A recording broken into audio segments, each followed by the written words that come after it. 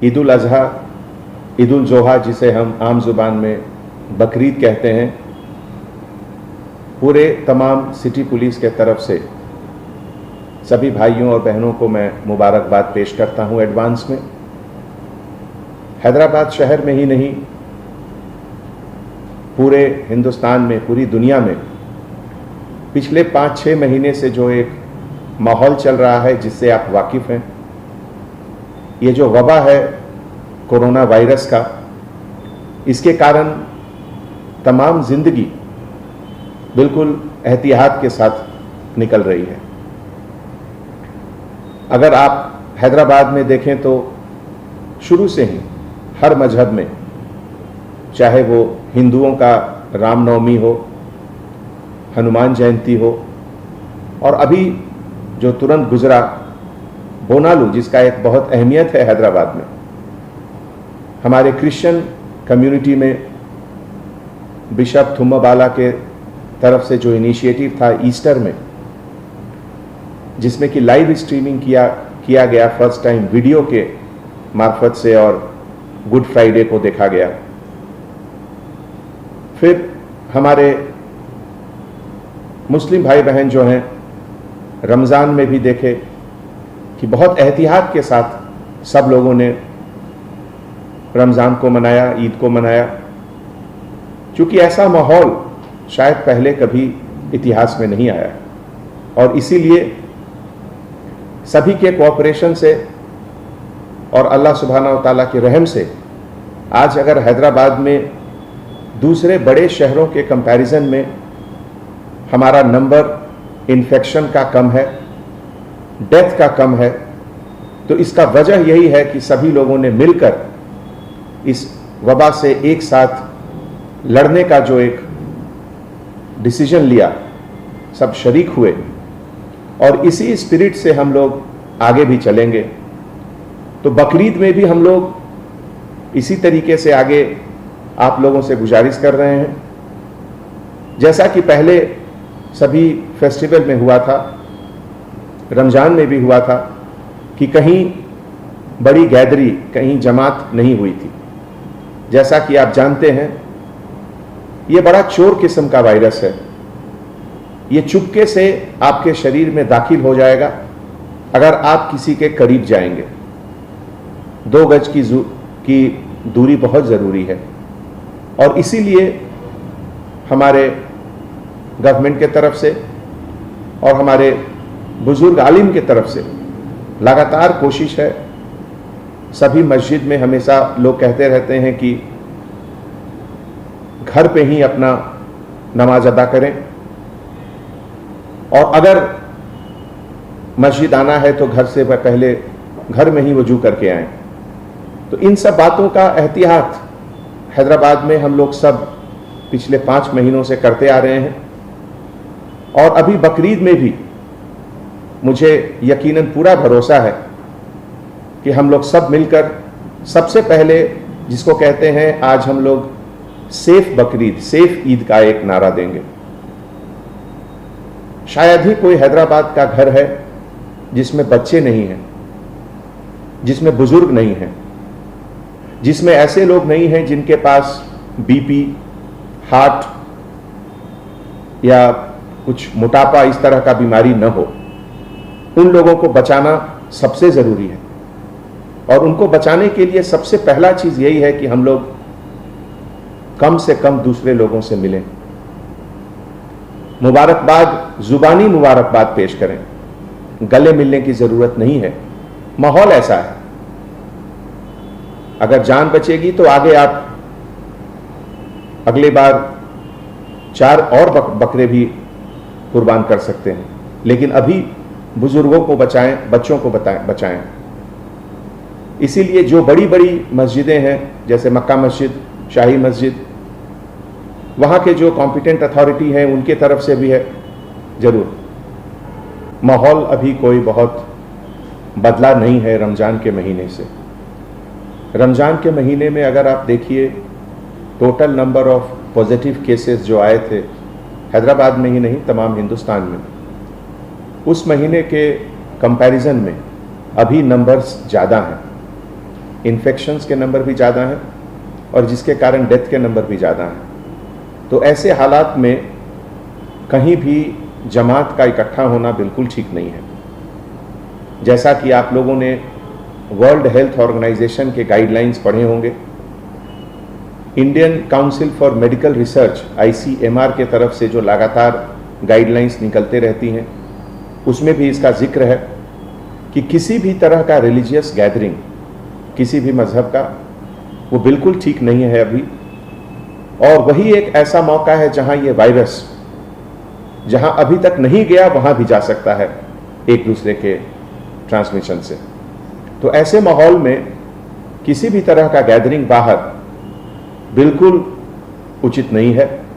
और मैं आप सबों से हाथ जोड़कर गुजारिश करता हूं कि आज की तारीख में अगर सबसे ज़रूरी चीज़ कुछ है तो आपका जिंदगी, आपका जीवन, आप स्वस्थ रहें, आप हेल्दी रहें, इससे ज़्यादा ज़रूरी कोई चीज़ नहीं है।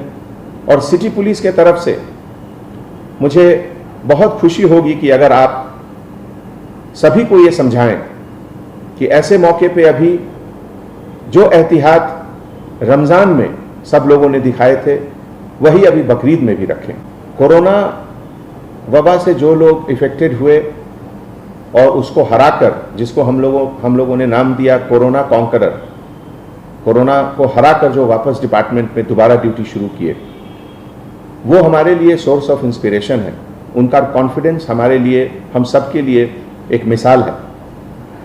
एक बात उसमें से एक हमारे ऑफिसर ने बहुत अच्छी कही, वो मैं यहाँ पे कहना चाहता हूँ। चूँकि बकरीद के समय सैक्रिफाइस, कुर्बानी दी जाती है, तो एक चीज़ का जहन में ज़रूर रखें कि जो कसब कसाई लोग हैं, जो कुर्बानी करते हैं, जो काटते हैं जानवरों को, वो सेहतमंद हैं या नहीं।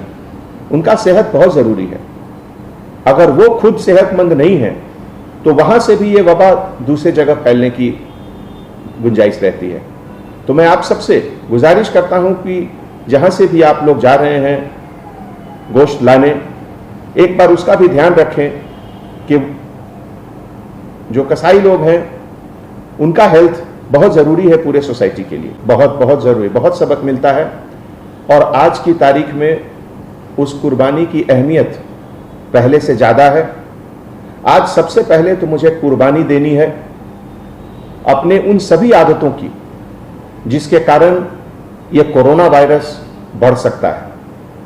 मुझे कुर्बानी देनी है कि मैं किसी से गले मिलकर उसको ग्रीट नहीं करूं, जुबानी ग्रीटिंग्स करूं। यह भी एक तरह का कुर्बानी है, क्योंकि सब लोगों को गले मिलना बहुत अच्छा लगता है और पहले लोग मिलते भी थे और अच्छी बात है। लेकिन अभी के माहौल में उसकी कुर्बानी देनी होगी, उससे अलग रहना होगा हम लोगों को। इसी तरीके से जो हमारे घर में जो बुजुर्ग हैं, किसी भी हालत में उनको बाहर नहीं आने देना है। जो छोटे बच्चे हैं उनको बाहर नहीं आने देना है। तो इन सब आदतों की कुर्बानी देनी है। आज हमारे देश में बहुत ज़रूरी है कि हम अपने ऊपर कंट्रोल रखें, अपनी उन हर आदतों का कुर्बानी दें जिससे कि ये चोर वायरस जो है कोरोना, ये जो चाइना ने पूरे दुनिया को एक अपने तरफ से एक ऐसा अजीब तोहफा दिया कि पूरा दुनिया परेशान है, उससे बचने के लिए जिस चीज़ों की कुर्बानी देनी है हम लोग देंगे। लॉकडाउन खोलने के बाद दोनों चीज़ की अहमियत बढ़ी, लाइफ और लाइवलीहुड। लाइफ को भी बचाना है और लाइवलीहुड को भी बचाना है। खास करके जो हमारे गरीब लोग हैं, जो सुबह से शाम को मेहनत करके रात का खाना खाते हैं, अगर उनकी रोजगार हम लोग बंद कर देंगे तो ये बहुत बड़ा गुनाह होगा। और इसीलिए रोज़मर्रा की ज़िंदगी हमेशा आगे चलती रहनी चाहिए। और पब्लिक में जो अवेयरनेस है पहले से बहुत ज़्यादा हुआ है। 90 to 95% लोग मास्क लगाकर रोड पर चल रहे हैं, लेकिन अभी भी लगभग 2000 से 2500 लोगों को सिटी पुलिस के तरफ से हर रोज़ फाइन होता है कि वो पब्लिक प्लेसेस पे मास्क के बिना घूमते हैं। मैं उन सभी से गुजारिश करता हूं कि आप अपने लिए, अपने परिवार के लिए, अपने बच्चों के लिए, उनकी सेहत के लिए ज़रूर मास्क पहनें। आप हेल्दी हो सकते हैं, लेकिन आप इस वायरस के कैरियर भी हो सकते हैं। हो सकता है कि आप में ये सिम्टम न दिखे, लेकिन आपके संपर्क में जो लोग आएंगे उनको ये जरूर इन्फेक्ट करेगा। इसीलिए नंबर अगर थोड़ा ऊपर जा रहा है या थोड़ा नीचे आ रहा है, उससे अपनी सावधानी में कमी नहीं होनी चाहिए, एहतियात जरूर बरतना चाहिए। कम से कम अभी मुझे लगता है कि 2 से 3 महीने तक तो बहुत ज़रूरी है कि हम लोग स्ट्रिक्टली फॉलो करें, इम्प्लीमेंट करें जो भी गवर्नमेंट की गाइडलाइंस है, ICMR की गाइडलाइंस है।